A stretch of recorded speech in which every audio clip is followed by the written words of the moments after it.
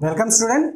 आज इस चैप्टर में हम बात करने वाले हैं आपका रेजोल्यूशन ऑफ ए वेक्टर के बारे में। सो रेजोल्यूशन ऑफ ए वेक्टर क्या है, क्यों किया जाता है और इसका क्या क्या एप्लीकेशन हो सकता है, ये आज हम देखने वाले हैं। चलिए शुरू करते हैं। देखिए, मान लीजिए आपके पास एक हम कोऑर्डिनेट एक्सिस ऐसे ले रहे हैं। This is the x axis, this is the y axis.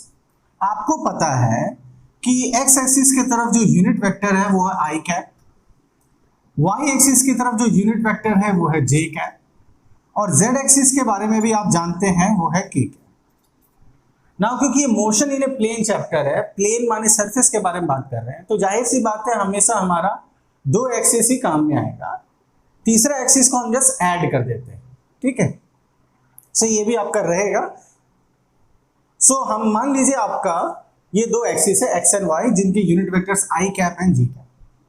कोई भी एक पॉइंट मैंने यहां पर ले लिया, मान लो पी पॉइंट, और इसका मान लो यहां से यहां तक ओपी जो है आपका एक वेक्टर है ए वेक्टर।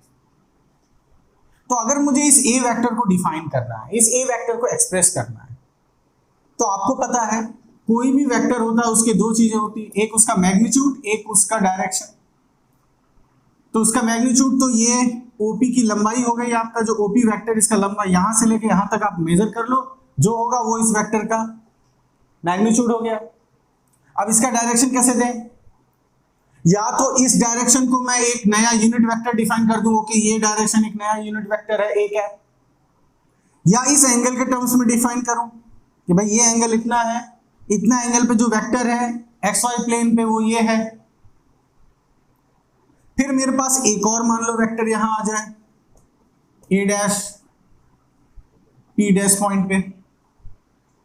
अब इसको मुझे डिफाइन करना है, तो इसका मैग्नीट्यूड तो इसका लेंथ हो गया।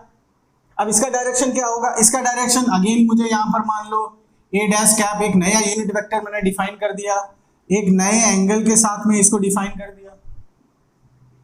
फिर एक और वेक्टर अगर मिल जाए P double dash A double dash theta double dash unit vector double dash.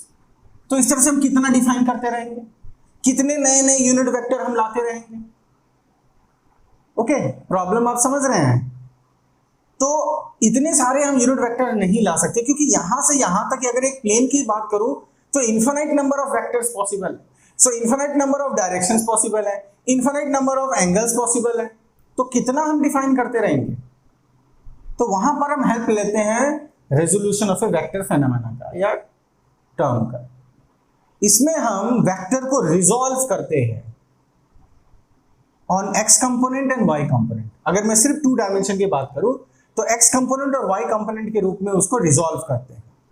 एक तरह से हम उसका दो कंपोनेंट लेते हैं, या ऐसा समझ लो उसको ब्रेक कर देते हैं।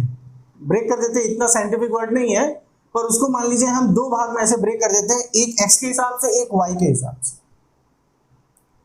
सो रैदर देन उस वेक्टर का डायरेक्शन स्टडी करना और ये करना, उस वो ना करके एक्स और वाई के हिसाब से स्टडी करना होता है, और वहां पहले से unit vector and everything define है। सो हमारे लिए काफी सुविधा हो जाता है वेक्टर को स्टडी करना और समझना कि ये वेक्टर कैसा है। वरना आपको infinite number of angles define करो, infinite number of unit vectors define करो, से काफी कम्बरसन टास्क हो जाएगा। सो जैसे मैंने बताया, इतना सारा डिफाइन ना करके अगेन सेटअप वर्ड से वही ले लेते हैं। X axis i cap is the unit vector, y axis j cap is the unit vector, और एक पॉइंट यहां पर पी ले लिया मैंने, ठीक है। और ये आपका ए वेक्टर हो गया, ठीक। थोड़ा स्मॉल ले लेते हैं, पी वेक्टर आपका हो। अब इसको किस तरह से रिजॉल्व करेंगे हम? सो यहां से मैं एक परपेंडिकुलर ऐसे खींचता हूं, मान ये ओ है आपका, यहां से यहां तक एक वेक्टर में ऐसे दे देता हूं। इसको मैं कह देता हूं ए एक्स, क्योंकि एक्स डायरेक्शन की तरफ है इसलिए ए एक्स, और यहां से यहां तक एक परपेंडिकुलर खींच देते हैं। ये वेक्टर यहां से यहां तक ये हो जाता है आपका ए वाई। सो हमने ये जो पी पॉइंट था यहां से एक एक्स एक्सिस पे परपेंडिकुलर लिया, एक वाई एक्सिस पे परपेंडिकुलर लिया, और इनको हमने ए एक्स और ए वाई वेक्टर में डिफाइन कर दिया। नाउ ये जो ए वाई वैक्टर है और ये वाला जो पार्ट है आपका, इसको मान लो अगर मैं क्यू कहता हूं, यहां से अगर मैं एक वेक्टर ले लूंगा इसका, तो ये दोनों वेक्टर, ये ए वाई वाला और ये क्यू पी वैक्टर, ये दोनों आपके इक्वल होंगे। वेक्टर इक्वल होने के लिए डायरेक्शन और मैग्नीट्यूड सेम होना पड़ता है, तो इनका डायरेक्शन भी सेम हमने लिया है, एरो देखिए ऊपर की तरफ है, पैरेलल है दोनों, और लेंथ भी सेम है, परपेंडिकुलर खींचा गया, लेंथ भी सेम होगा। So this will also be your a y vector, ये भी आपका ए वाई वैक्टर हो जाएगा क्यूपी वाला। अब इस ट्राइंगल में आपका ट्राइंगल ओ पी क्यू में अगर आप triangle law of vector addition लगाते हैं तो आपको क्या मिलता है? सो देखिए, triangle law of vector addition लगाना है, मुझे यहां से यहां जाना है, मान लो तो मैं ऐसे गया ए एक्स ए वाई और वो बराबर हो जाएगा ए के। तो जो मेरा ए वेक्टर है ये मिल जाएगा मुझे ए एक्स वैक्टर प्लस ए वाई वैक्टर। ध्यान से देखिएगा, अभी भी ये वेक्टर फॉर्म में लिखा हुआ है, कोई भी मैग्नीट्यूड फॉर्म में नहीं लिखा, सब पे आपका एरो साइन है, मींस वेक्टर में एक्सप्रेस्ड है। सो ए वेक्टर ए एक्स वेक्टर हो गया, ए वाई वेक्टर हो गया। सो हमने क्या किया, एक जो वेक्टर था जो किस डायरेक्शन में था हमें नहीं पता, ये अननोन है, किस डायरेक्शन में वी डोंट नो, उसको हमने दो नोन डायरेक्शंस में ब्रेक कर दिया, जिनके बारे में हमें आइडिया है, भाई ये है एक्स डायरेक्शन की तरफ, इधर वाई डायरेक्शन, और उधर यूनिट वेक्टर भी डिफाइंड है अलग से। तो ये रिजॉल्व इसीलिए किया जाता है सो दैट हमारा जो अननोन से नोन की तरफ हम जा सके, वेक्टर को स्टडी करना आसान हो, उसको अप्लाई करना आसान हो जाए हमारे लिए, वरना हम इनफाइनाइट नंबर ऑफ पॉसिबिलिटीज में फंस जाएंगे। ओके, सो अब इसको हम आगे और कैसे बढ़ सकते हैं? देखिए, ये ए एक्स वैक्टर है, इस ए एक्स वैक्टर को अगर मैं मैग्नीट्यूड और डायरेक्शन के फॉर्म में लिखूं तो कैसे लिख सकता हूं? देखिएगा, और मेन अपने दिमाग में हमेशा रखना है कि कोई भी वेक्टर को डिफाइन किया जाता है मैग्नीट्यूड इनटू डायरेक्शन, ये सबसे मेन हो जाता है। सो मैग्नीट्यूड होगा साथ में डायरेक्शन होगा। तो अगर मुझे ए एक्स वैक्टर को भी डिफाइन करना है तो उसका मैग्नीट्यूड मैं ए एक्स से रिप्रेजेंट कर देता हूं। How much is this magnitude? ये मैग्नीट्यूड है इतना लेंथ, ओ क्यू लेंथ, और डायरेक्शन क्या है? एक्स की तरफ, उसके लिए पहले से यूनिट वेक्टर दिया हुआ है आई कैप। सिमिलरली ये हो जाएगा ए वाई जे कैप, तो यहां हम लिख दिए इसको ए एक्स आई प्लस ए वाई जे, ये आपका ए हो गया। इस तरह से ये डिफाइन होगा ए एक्स आई प्लस ए वाई जे। अब देखिएगा, इनमें एरो नहीं है, ये मैग्नीट्यूड्स हैं, ये आपका ये दोनों अब मैग्नीट्यूड हैं, यहां ये दोनों आपके वेक्टर्स थे, साथ में आपके यूनिट वेक्टर्स लगा दिए हमने आई कैप जे कैप। ये आपका कहलाता है एक्स कंपोनेंट और ये कहलाता है आपका वाई कंपोनेंट। ओके, ये एक्स हो जाएगा, दूसरा आपका वाई हो जाएगा। ठीक, साथ ही साथ इसको हम हॉरिजॉन्टल कंपोनेंट भी कह सकते हैं, हॉरिजॉन्टल कंपोनेंट है, और ये आपका वर्टिकल कंपोनेंट, ये आपका वर्टिकल कंपोनेंट हो जाएगा। ठीक है, सो दिस इज ये वाला, ये आपका हो जाएगा x component of a vector, ये हो जाएगा y component of a vector, या हॉरिजॉन्टल कंपोनेंट ए वेक्टर का वर्टिकल कंपोनेंट। सो एक अननोन से नोन के तरफ हम चले गए, ये फायदा आपका हो जाता है रिजॉल्व करने से।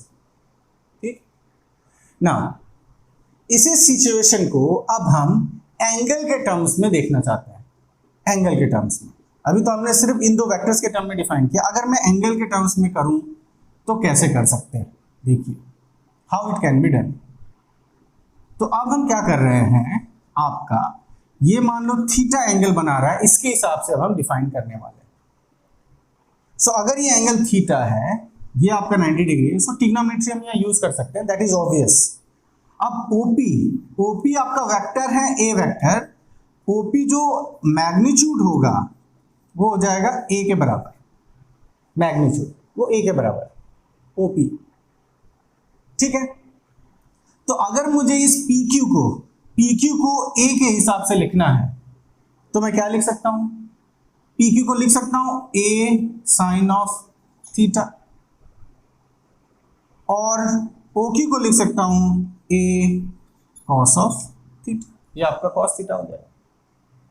ठीक है, सो ये ए वेक्टर का दो कंपोनेंट होगा, ये होगा a sign theta, a cos theta. अगर ये ए साइन थीटा है तो this part will also be a sine of theta, ये भी आपका ए साइन थीटा। सिंपल आपको यहाँ पर साइन थीटा लगाना है। इस ट्राइंगल में अगर आप साइन थीटा लगाएंगे साइन थीटा, तो साइन थीटा आपका क्या हो जाएगा, परपेंडिकुलर बाय हाइपोटेन्यूज।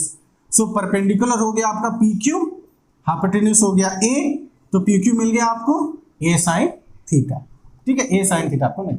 सिमिलरली यहाँ कॉस थीटा लगा दो, आपको ये मिल जाएगा, ओ क्यू मिल जाएगा। ठीक है, सो हमने इनको इनके टर्म्स में भी एक्सप्रेस कर दिया। सो अब हम इसी ए वेक्टर को ऐसे लिख सकते हैं, यहां से यहां तक का हमें लेंथ कितना मिल गया, ए कॉस थीटा, और ये डायरेक्शन किधर है, एक्स डायरेक्शन।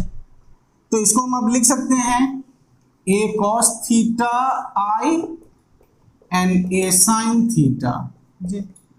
इस तरह से भी ये लिखा जा सकता है ए वेक्टर को, ए कॉस थीटा आई, ए कॉस थीटा आई क्योंकि आई डायरेक्शन है, और ए साइन थीटा जी।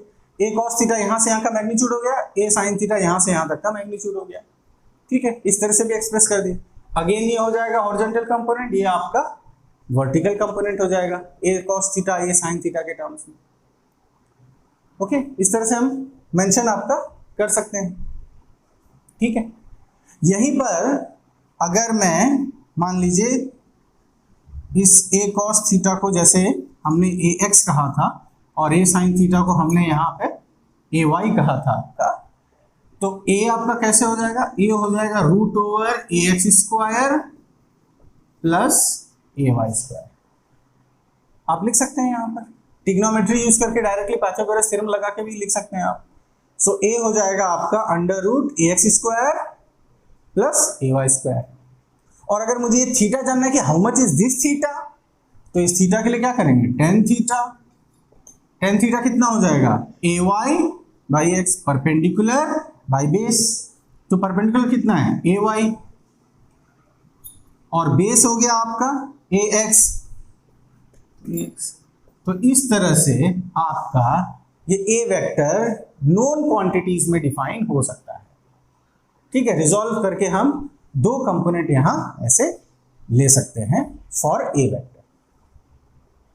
नाउ नेक्स्ट अब हम क्या करने वाले हैं आपका, नेक्स्ट हम एक रेडियस वेक्टर या इस पॉइंट जो P है उसके हिसाब से हम आपका रिजॉल्व करके रेडियस वेक्टर को एक्सप्रेस करने वाले हैं। सो अगेन सेम सिचुएशन ले लेता हूं, x आई कैप यूनिट वेक्टर है, y j cap unit vector है, वो हो गया। P पॉइंट जैसे लिया था वैसे फिर से ले लिया।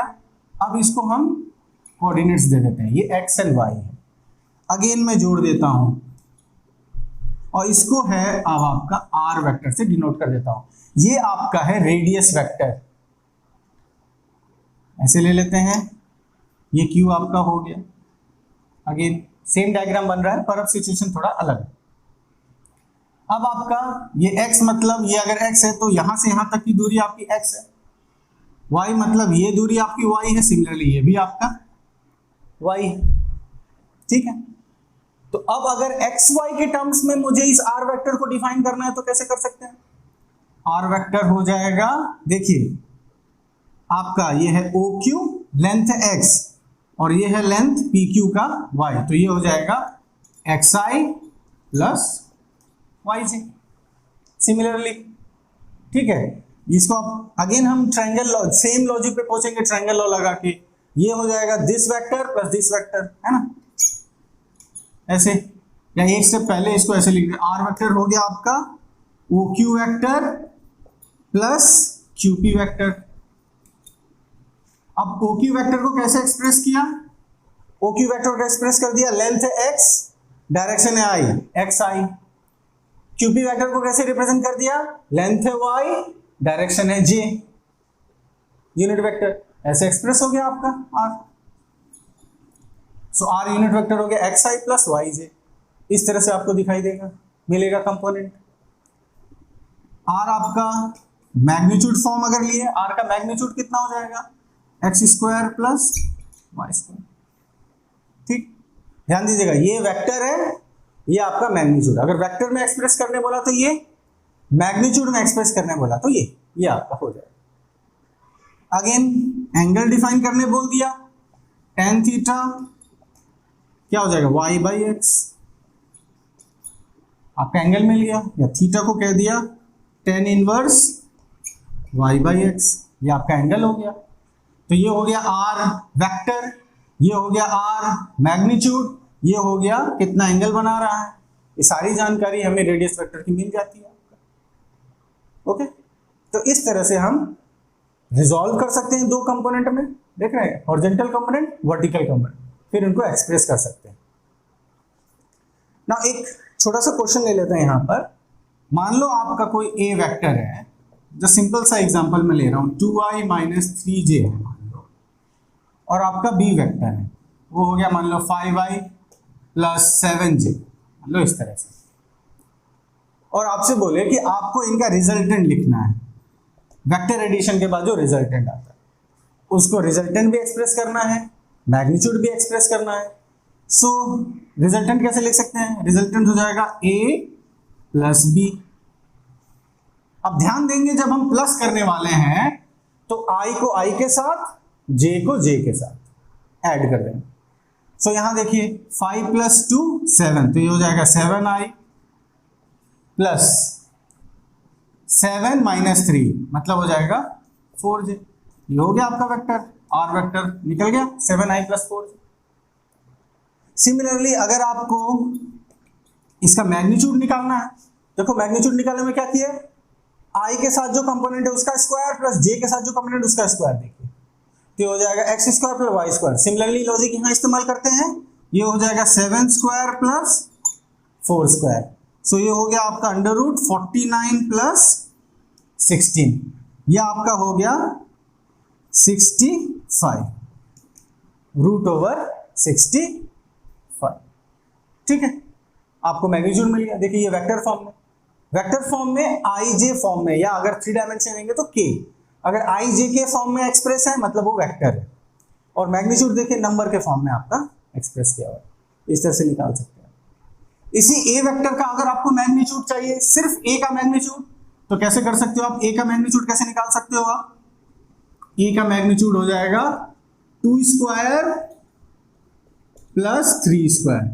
देखिए ये बीच में माइनस है, और यहाँ माइनस 3 स्क्वायर स्क्वायर करने से भी आपको प्लस ही होने वाला है, तो जरूरत नहीं है लिखने की भी, आप समझ सकते हैं 2 square plus 3 square under root, ये आपको ए का मैग्नीट्यूड दे देगा। सिमिलरली बी का मैग्नीट्यूड चाहिए तो क्या हो जाएगा 5 square under root 5 square plus 7 square आपको दे देगा। इस तरह से आप निकाल सकते हैं, सेम इसी चीज का इस्तेमाल करके ये वाला। ओके, सो ये आपका हुआ रेजोल्यूशन ऑफ ए वेक्टर, और उसकी कुछ एप्लीकेशन किस तरह से आप अप्लाई कर सकते हो। अगले क्लास में, अगले वीडियो में एक नए टॉपिक के साथ फिर से आपके साथ जुड़ेंगे। तब तक के लिए थैंक यू वेरी मच।